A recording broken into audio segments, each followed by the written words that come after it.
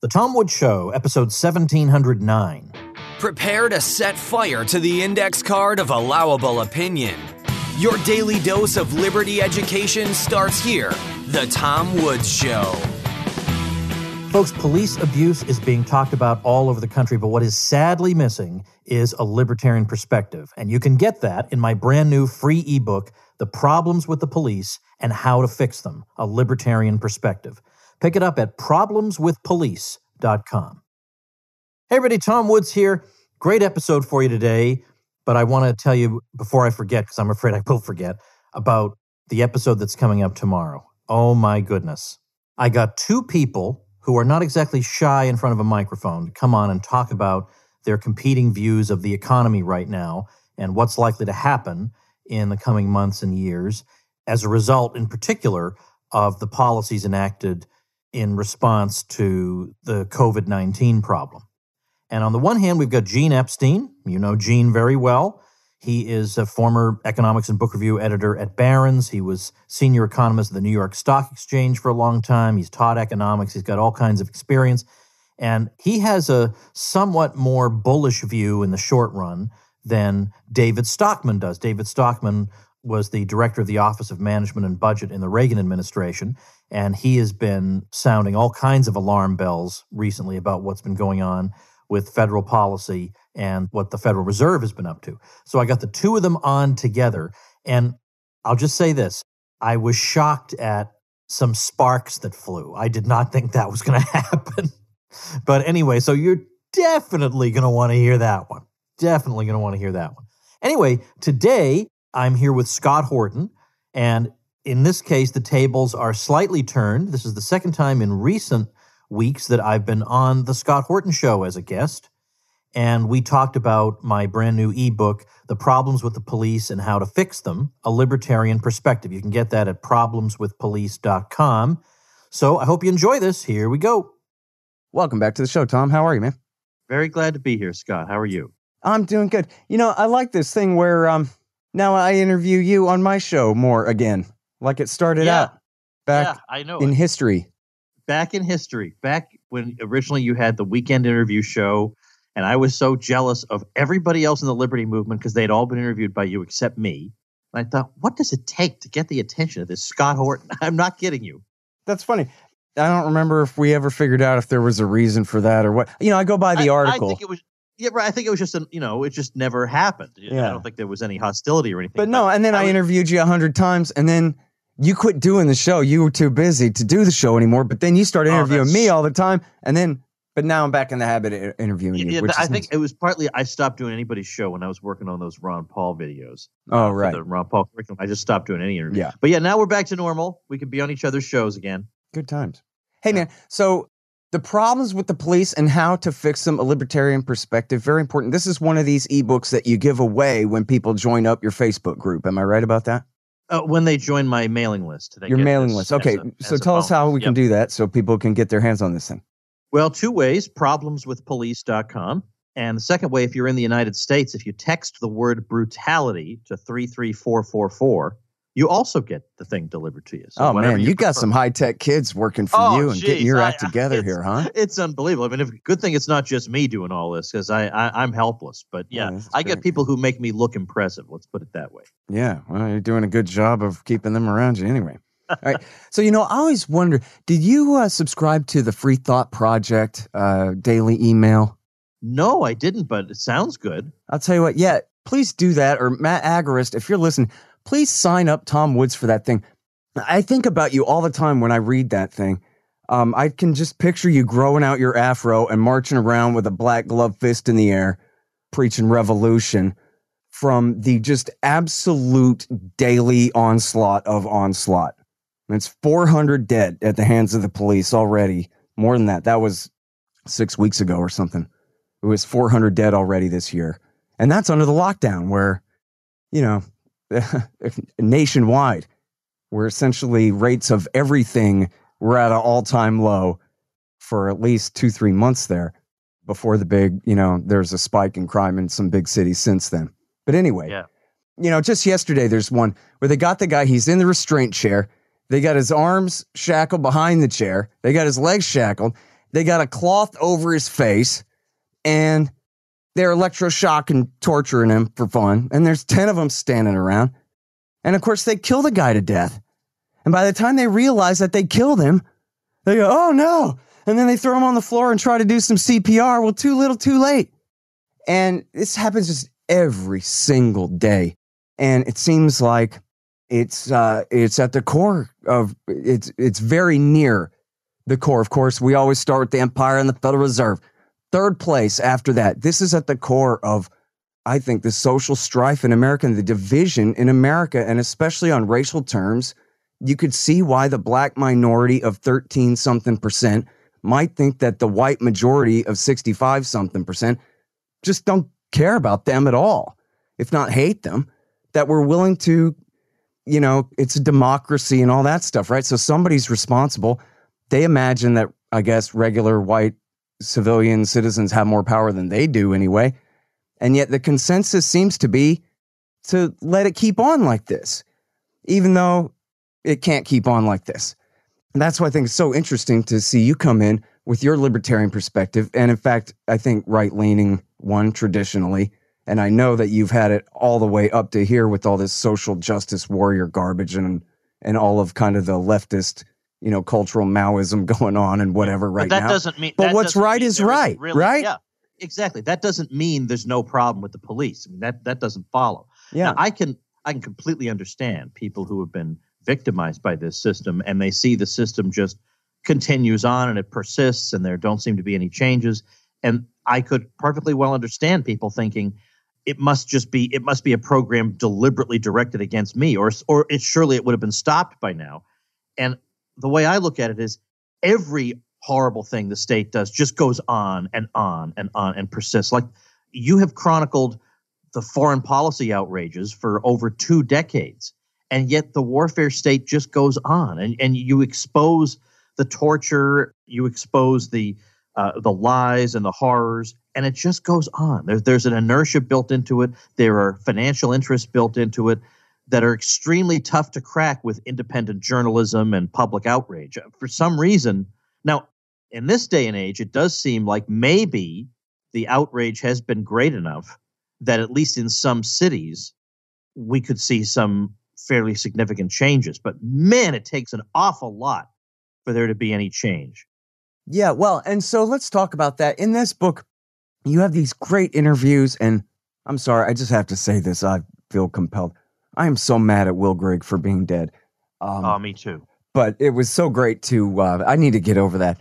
But anyway, it was so great to read your interview of him in this thing. And you guys talk a bit about, and the interview after him too, you guys talk a lot about sort of the incentive structure. What makes this nut so difficult to crack? After all, there is outrage, as you say. We just had the biggest riot since '68 over this. Right. Well, there are a lot of different things. And like one would be the drug war aspect of policing. And obviously quite a bit of policing that is being done right now has to do with carrying out the war on drugs. And that's another thing where you say, gee, this war on drugs really hasn't generated very good results. So why is it still happening? I used to have, back when I was a professor, I would have students asking me, if such and such program as you've described to us really doesn't work, why is it still there? Like they were naive enough to wonder that. Why is it still there? It's because interest groups develop behind them. So likewise with the drug war, yeah, there's an incredible militarization of the police, and police chiefs can just make a wish list of things they want, and they get all this stuff, and it's all connected to the war on drugs. There are people whose entire livelihoods depend on that thing carrying on. There are parts of different departments. I think even the Department of the Interior gets money for the war on drugs. It's very hard to say, well, I was the captain of the debate team, and I'm very persuasive, so I should be able to get the drug war reversed, when your debating skills are not really what are at issue here.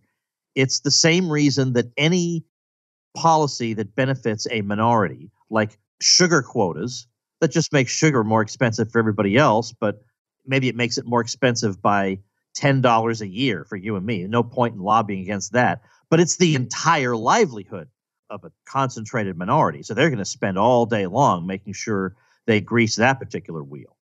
Yeah. But now, so back to the cops then. I mean, obviously they're government employees, so that makes them almost impossible to fire right there. And the unions, police unions. Let me ask you this. What about the judges? If I was a judge, in fact, let me tell you an anecdote. And this is a very poor example because I know that in reality, it's not really like this. But when the federal government came after Free Radio Austin, we had to go to Sam Sparks federal court. It was a few friend of ours had an injunction. The rest of us showed up to watch and all that.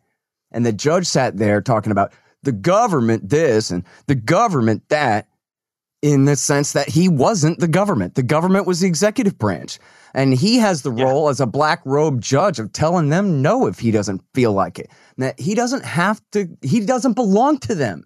And so, no, I'm not trying to be, naive. I'm a libertarian too. I understand. But can you explain to me a little bit about how it seems that the checks and balances and the separations of power thing there break down? We don't have judges going after criminality among the police, or, refusing to hear their cases or, whatever it is that they could do from their angle since they are independent like that, sort of.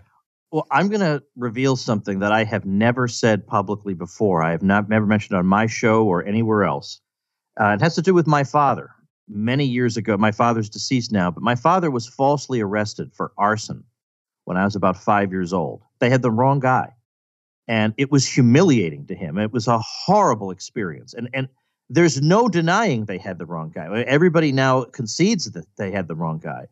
And it was, he descended into, he had problems with alcohol. Like it just crushed him.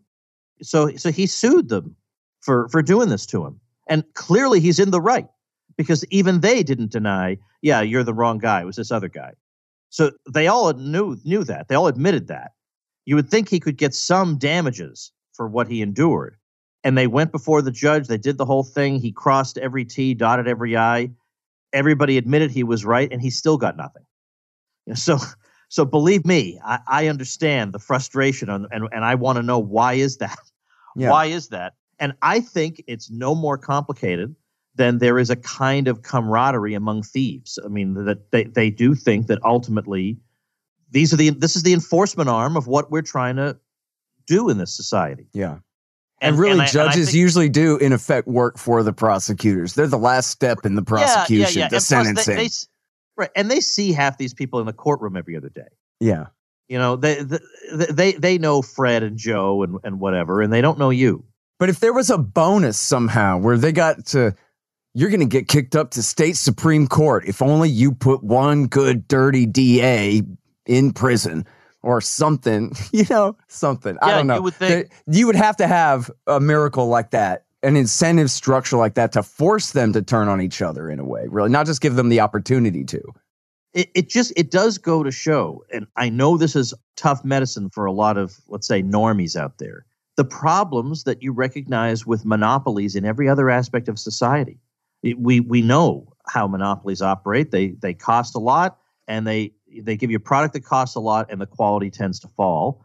And not to mention, it would be incredibly naive to say, well, this monopoly, let's say a monopoly grant by the government, don't worry about it. It'll enforce itself. This is the kind of things people laugh at libertarians for supposedly believing. We supposedly believe that business will regulate itself and so on. But in effect, these people think that police departments can regulate themselves with a little bit of democratic oversight.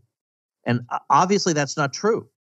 Yeah, and that's where the rubber really meets the road, policing in your neighborhood, where if democracy and voting and activism and mobilization about an issue that really, does strike home in a way where it's not so diffused, people, hey, they killed my cousin, stuff like that. Not mine, but you know what I mean? People living through that. And they still can't do a thing about it, right? Like this is, never mind this, that, and every, 100,000 other issues that government is involved in and supposedly is interested in solving for us. On the most important one, democracy is essentially useless. You could get a new police chief. What difference does that make? Yeah. I mean, in fact, when you look at Minnesota, they had a wish list practically that they had met of everybody they could possibly want. They had a progressive mayor, they had a progressive police chief, they had a progressive city council. They had everything. They had done all their voting, right? If voting is going to solve this problem, they did all that. So what are we supposed to do now? Some of it comes from I don't know. Let's say people get into an inertia, and they just think that the way things are is the way the way things have always been, and the way things have to be. And it turns out that actually a true public police force in the United States is not that old, less than 200 years old. Mm-hmm. In the ebook, I quote a passage from Bruce Benson, who's written a couple of great books on law and order from a libertarian perspective. And he says this: after the first true public police force was established in New York in 1844, other cities followed suit shortly. From the outset, however, these police departments were used primarily for political purposes. Crime control was at best a secondary concern. First of all, local elected officials used their police departments as a way to reward political supporters. A newly elected mayor typically fired virtually the entire police department and replaced it with his own supporters. Bribery was often necessary to obtain a position on the police force. That practice was financially reasonable given the potential payoff from police corruption. At any rate, mayors and their political machines then used their police departments to control the city for their own benefit. And Benson points out that, not coincidentally, this is roughly around the same time that the modern private security industry developed, apparently as a response to the perceived inadequacy of the public provision. So this is not something that goes back 2,000 years, and it worked great, and then mysteriously it went wrong in the last 30 years. That is exactly not what happened. And now, okay, so let's talk about the war on drugs here. This is something that's been so obvious to so many people for so long. Even William F. Buckley came out against the war on drugs, and really? like back when Arafat recognized Israel in 1988 or something, just back in ancient history. But the thing is, you have to have some kind of real economic understanding of it, and it really is a matter of the seen and the unseen. I'm not sure if, speaking of seeing things, if you saw today in Reason Magazine, there's a new poll that says 81% of blacks like the cops just fine in America, and might even like more of them. And that's because, they live where there's crime. They need some kind of security force, obviously, and they don't blame most violence on the cops, except that most of the violence is the cops' fault, just not directly with SWAT raids, as horrible as they are. It's the war on drugs. And yet, who is one of the prime cornerstones of support for the war on drugs and support for police? It's conservative black ministers. I mean, blacks in America, by and large, are not leftists. They're conservative Christians. They're Democrats, not Republicans, obviously. But they choose Hillary and Biden over Bernie Sanders twice in a row. And, they tend to lean right on things like gay rights and, churchy type issues and things like this. So they're not all a bunch of Marxists and this kind of deal. And they're not, at the same time, they've never heard a libertarian explain why you would have a lot less crime and probably even a lot less drug abuse and a lot more social harmony all around if we would end the war on drugs. I mean, you have to admit, pretend you're a black minister and your job is to argue that we need to legalize the scourge of heroin and cocaine in our community. You better have a real good explanation for why that makes sense, because just like getting rid of the police altogether on the face of it sounds completely crazy, Tom. So you teach them. What's the deal? Well, a couple of things. Obviously, there are plenty of people who do abuse drugs. But the question we have to ask ourselves is, what is the best approach to these people? What is the best solution to that problem? And the question is it always simply obvious that the best solution is to throw the person in a cage where he's going to be raped every day? Is that the answer? You think that solves drug abuse? They can't keep the drugs out of the prisons. If they can't keep the drugs out of the prisons, then even if you made your society into a prison, you still wouldn't be able to win the war on drugs. So, number one, doing something that's futile can't ever be the right solution. And secondly, doing something that's obviously inhumane to the users can't be the right solution. I have a story in my 2011 book, Rollback, that to me, when I was kind of coming around on the war on drugs, because I wasn't always a libertarian, and the war on drugs with foreign policy were the two things that were the sticking points for me, because I absorbed everything I was taught about the war on drugs in elementary school. I watched the film strips, and I watched What Happens to Your Brain and all that, and I'll tell you what happened to my brain. I just became a very conventional thinker about the war on drugs. And then this episode occurred where the whole city, in terms of the police and everybody working together, decided they were going to track down all the heroin dealers and have one big raid and bring them all in on the same day. And they did that. And they actually succeeded. Believe it, hard to believe, but they actually succeeded. They knew who they were, and they arrested them all, and they brought them all in. And what was amazing was that for a couple of weeks, you really, honest and truly, could not get heroin anywhere in San Diego. But within a month, not only could you get as much heroin as you wanted, but the difference was now they had no idea who was dealing it. So now they were even more in the dark than before. So they had an unprecedented coordination of bringing absolutely everybody in. They'd never accomplished anything like that before. And what did it buy them? 2 weeks is what it bought them. The thing is futile. So if the thing is futile, it's a waste of money and resources. What could that money be used for instead? Where could these resources be deployed instead? Are there ways to deal with people suffering from the effects of drug addiction, where that money might be more useful? Or if they were able to keep that money in the community that they could do something with. So that seems to me to be, that's the main thing. And then you can go into the technical ins and outs of, why in some cases the drug war, as Mark Thornton has argued, tends to encourage the distribution of ever more potent drugs, because obviously it's illegal and you want to be able to transport an illegal substance undetected by the authorities. Well, you want it to take up as little area as possible. So you want as much potency as possible. So you want to be dealing in as tiny quantities as possible. Plus you get prosecuted for the weight. So that's another incentive on the same line there. Yes, exactly right. Exactly right. So the result is perverse and bizarre. So there are all these perverse incentives built into the thing. You know what I think it is too? Is if you say legalize drugs, it sounds like what you're saying is essentially legalize crime. Legalize scary street corner drug dealers and tolerate them to the nth degree and let them get away with murder, when that's not at all what we're talking about. What we're talking about is putting every single one of those guys completely out of business overnight, because now everyone can get their cocaine and their heroin at Walgreens. And especially, I think this is such an important point about heroin these days, is people are dropping dead of heroin overdoses. And the reason why is because it's spiked with fentanyl. And the reason why it's killing them is because people are misdosing. They're used to taking this much, shooting this much, and then they do that same amount or a little bit more, but it turns out that the potency is all skewed, but they didn't know. And if they were just buying their drugs from Walgreens, they would know the purity, and so yes, they would be addicted, but they already are addicted. Only now they'd be addicted and alive instead of formerly addicted and dead. Right. And you got people dropping dead by the tens of thousands. Tens of thousands of Americans have died of heroin overdoses just in the last few years. It's insane. It's the fentanyl that's doing it. And there's the only solution in the world. And people think, oh, heroin junk. That means you just live in a back alley and have AIDS and are the world's lowest scum. And so who cares if you die anyway? Nuh-uh. These are brothers and sisters and mothers and fathers and uncles and cousins and nephews and good people that people care about. And that doesn't mean white people. That means all kinds of people all over this country. Good people are dying of this. And because they're getting it on the street. That's why.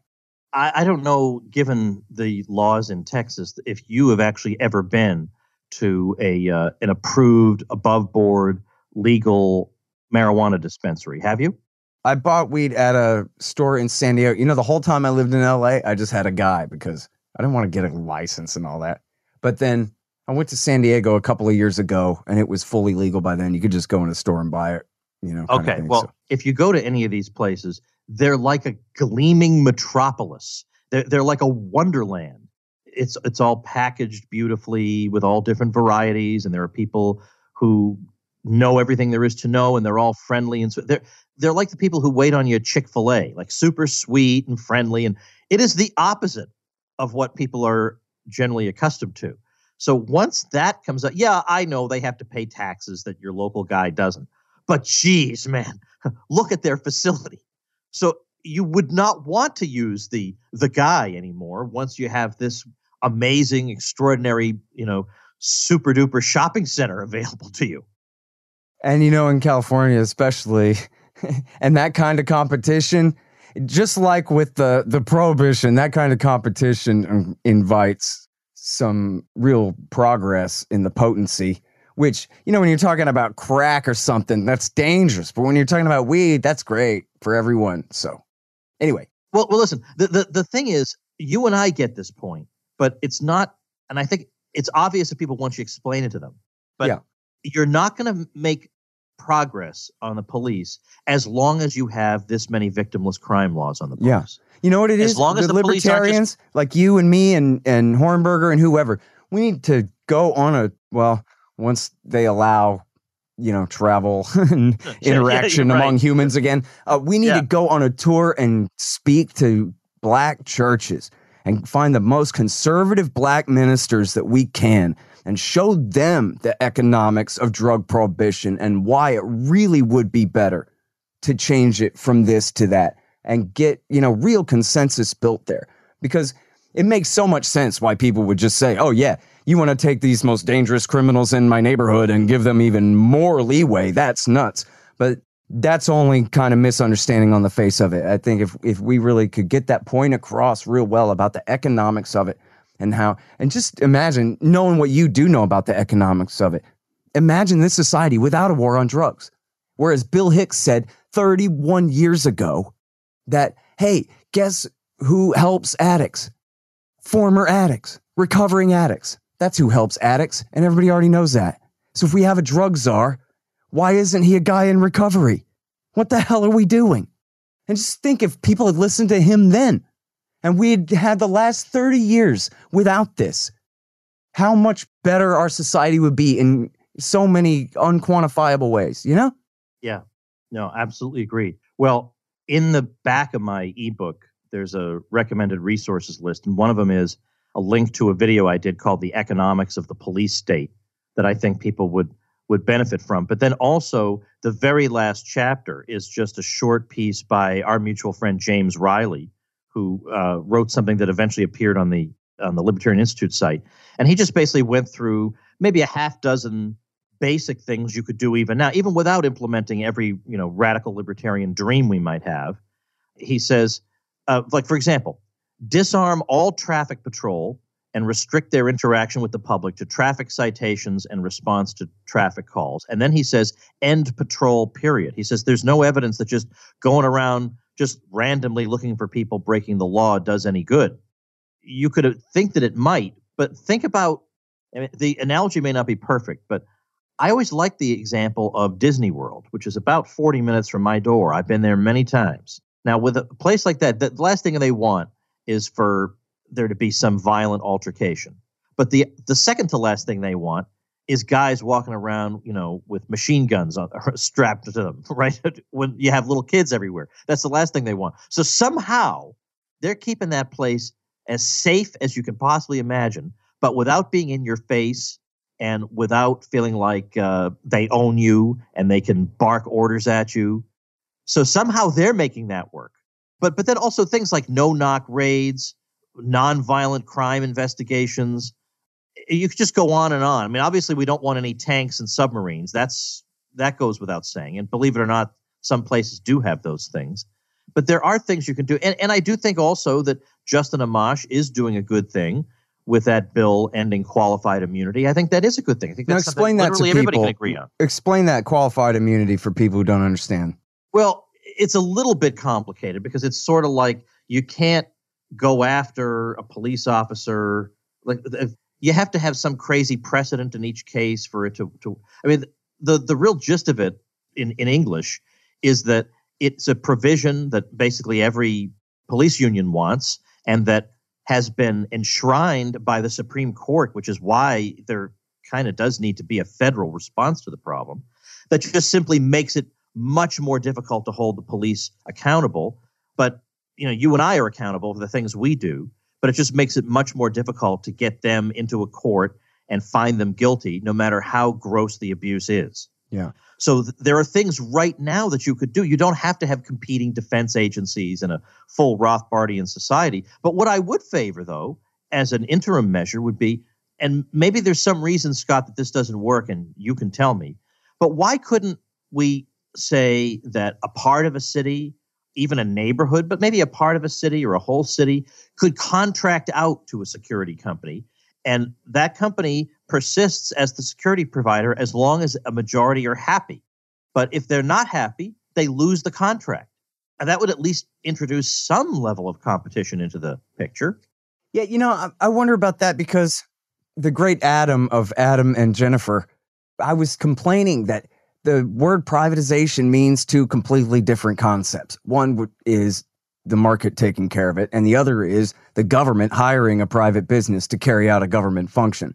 And these are entirely different things. So maybe one should be spelled with a Z and one with an S. I don't know. And then Adam says, no, just contracting. That's what it is, contracting. Totally different than privatization is contracting. And in many cases, a public-private partnership like that ends up just being fascism. It ends up being the worst incentives on both sides. You have the police power and impunity of the state mixed with the profit motive of a private company who also gets to diffuse their responsibility onto the state as well and come with their own immunities in their contract and that kind of thing. But and this is the problem, very similar problem with so-called private prisons. Because if the government is still in charge of making all the laws, and most of these laws are against things that aren't harming anybody, then you have the private sector doing the dirty work of the state. And it would be like privatizing the TSA, but still having the government in charge of dictating what the rules are. Yeah, in fact, Jeffrey Tucker told me that he had supported the privatization of the prisons back in the 90s because, hey, what's more efficient than business and stuff? And that he really regretted that he didn't really understand that this isn't libertarianism. This is much more like the worst kind of conservatism. This is not what we want. Well, I still feel like there's got to be a way that in a neighborhood, there could just simply be an allowance for people to make their own arrangements. Yeah. You know what's funny? I think we all reacted to that same way of that clip from CNN of the lady saying, well, somebody breaks my house in the middle of the night. Who do I call? And the girl goes, oh, well, you just have privilege. And we all just laughed at that. But, I actually went back and watched that again. And if you watch it carefully, what she actually says is, a leftist version of something that I have actually said myself, which is, what right does the rich side of town have to insist on having this county police force and city police force that they are essentially inflicting on the poor side of town who don't really have a say in the matter, and consider them much more like an occupying army of really, powerful bullies at least. Right. No, rather than their security force. And so that was actually what she was trying to say, was not that, it's your privilege to think that you deserve to have a security force at all, but it's been your privilege up to this time to consider your local county sheriffs to be nothing but your heroes, when in fact they're really bad guys if you just travel 10 miles east of here. Yeah, but you know what? Honestly, Scott, it wouldn't have taken that much effort to say that. I understand that there are a lot of she didn't people articulate it very well, but then again, neither did I. But you know what I mean? That's actually a real point, though. But to say, I understand there are people who look at the police and they think it's like Andy Griffith show and everybody's friendly and nice. And maybe that is the experience you guys have had. Right. But what we're here to say is that's not the universal experience. And we want other people to feel as secure with the police as you feel with them. Well, that's fine. But not having an answer to – and by the way, I asked Dale Brown that, who runs the Detroit Threat Management Center, and his basic quick answer – and I know we're low on time, but his quick answer was, look, the number of times that the police are going to be stopping an attack in progress is essentially zero. That happens on crime shows. He says, but television is distorting everybody's view of this. That is not how it happens. After the fact, they show up and take some notes. But it's not like right now there's somebody who's coming to your house when you're being attacked. That's just not how And the courts have ruled over and over and over again. They have no obligation to protect you. Even if they're standing right there while you're being murdered, they don't have the obligation to intervene. Right. And that's been said numerous times, not just once, numerous times in the courts. Man, I'm so sorry that we're out of time, and I rambled too much when I should have been asking you more questions and stuff, but this has been great, and there's so much great stuff in here, including a great interview of Will Grigg, where he talks all about Waco and its role in, kicking open the door for this kind of militarization, and just so much great stuff. I really hope people take a look at it. It's called the problems with the police and how to fix them, a libertarian perspective. And tell us again the URLs, Tom. Problemswithpolice.com. Or you could text the word brutality to 33444 if you're super sophisticated. That's great. Well, because you guys running your team are. All right. And of course, TomWoods.com for Tom Woods' blogs and his great show and his email list and all those great things. Thank you again, Tom. Appreciate it, bud. Thank you, Scott. All right, everybody. So you now know what your homework assignment is. Go to problemswithpolice.com, pick up that ebook. If clicking the button doesn't work, it's because you got some kind of an ad blocker running. And in order to send you the ebook, I got to have that thing pop up on your screen. And if you're preventing things from popping up, can't get no ebook. So can't do that. So anyway, problemswithpolice.com is where to go. Tomorrow, oh my gosh, David Stockman and Gene Epstein. You're not going to want to miss that. So see you then. Become a smarter libertarian in just 30 minutes a day. Visit TomWoods.com to subscribe to the show for free, and we'll see you next time. Like the sound of The Tom Woods Show? My audio production is provided by Podsworth Media. Check them out at podsworth.com.